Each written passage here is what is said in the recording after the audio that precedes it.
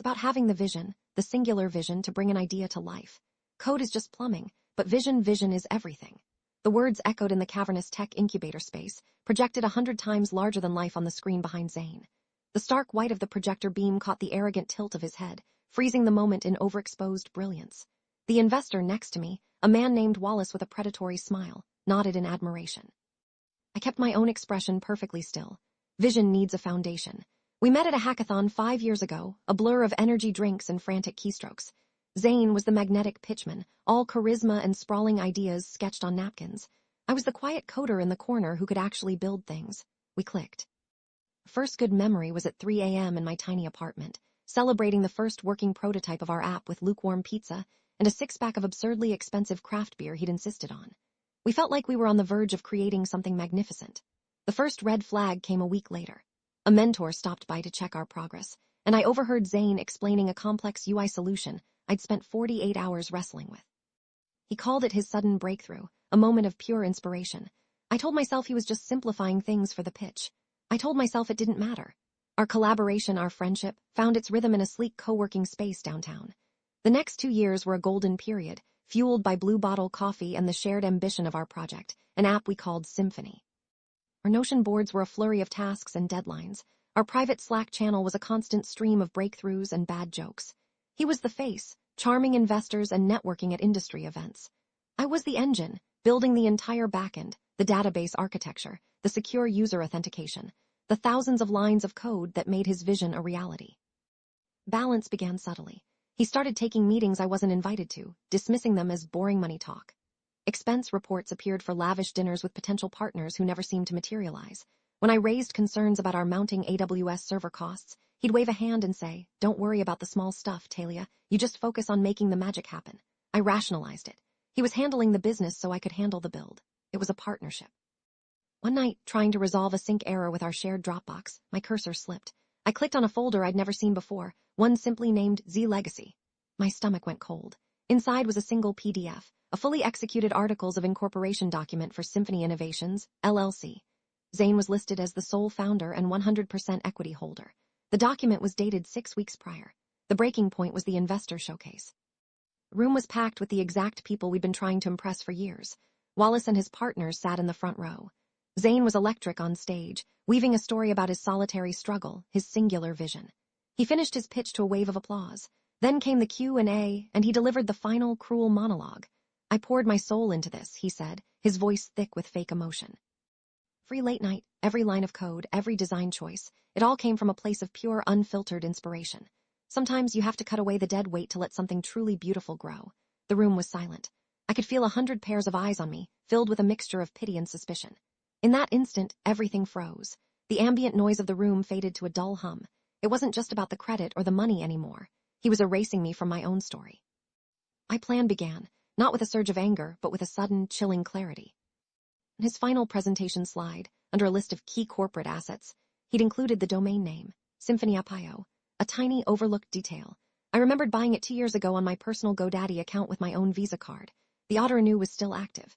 The next morning, I contacted Ms. Petrov, an intellectual property attorney whose name I found on a forum for freelance developers.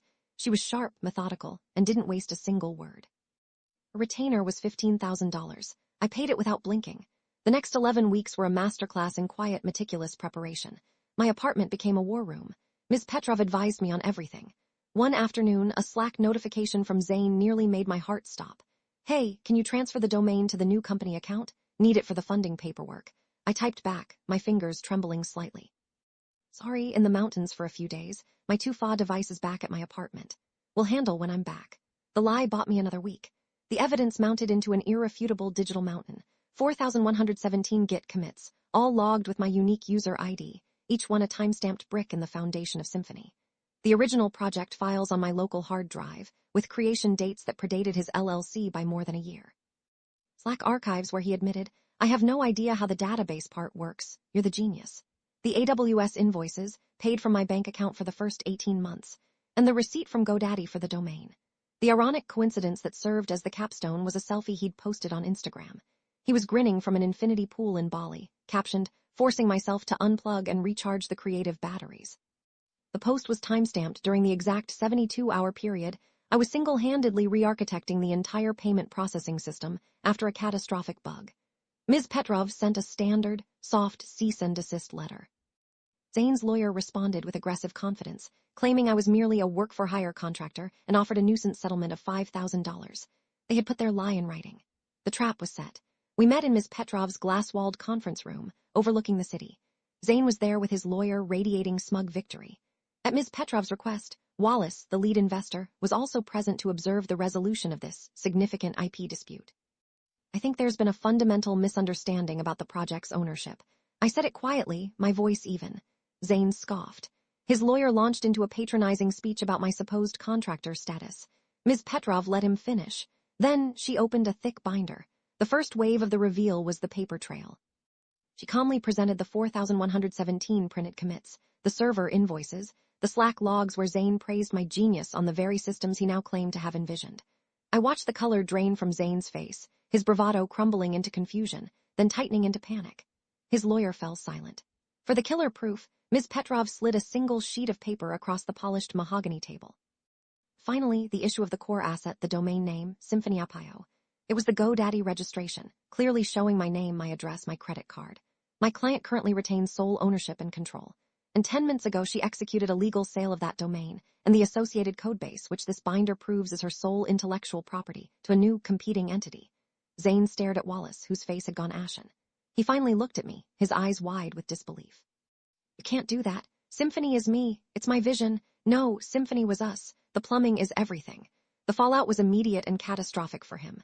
Wallace's funding offer, a cool $1.5 million, was rescinded in a scathing email that afternoon. Small story in TechCrunch about the implosion of a promising startup due to a founder IP dispute made the rounds. Zane's social media went dark. To avoid a multi-million-dollar fraud lawsuit, he signed a settlement that transferred all branding and associated assets to me, and left him holding the bag for the $75,000 in legal fees and incubator costs he'd racked up. 6 months later, a former colleague from the co-working space sent me a text. I'd seen Zane working behind the customer service counter at a T-Mobile store in a suburban mall, wearing a bright magenta polo shirt, explaining data plans to an irate customer. My own life found a new, quieter rhythm. I run my own software consultancy now, from a bright, airy office with a view of the park. My clients are respectful, my projects are fulfilling, and my team is collaborative. It's not about bragging, it's about the earned calm of building something on a solid foundation. Last week I was mentoring a young developer, and she sighed, saying, I feel like I'm just doing the plumbing while the client has the grand vision. I smiled. Vision needs a foundation, and we build it together. The quiet hum of my own servers was the only sound I needed.